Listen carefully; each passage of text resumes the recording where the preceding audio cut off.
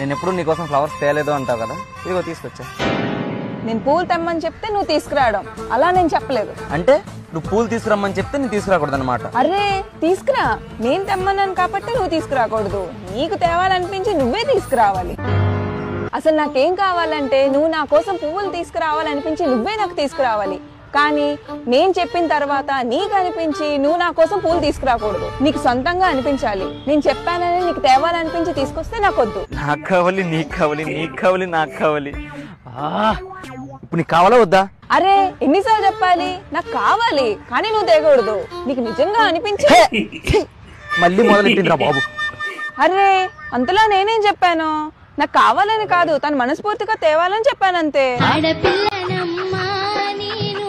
కావాలంటే కావద్దంటది, కావాలంటే కాదండి. అరే ఏంట్రా ఇది?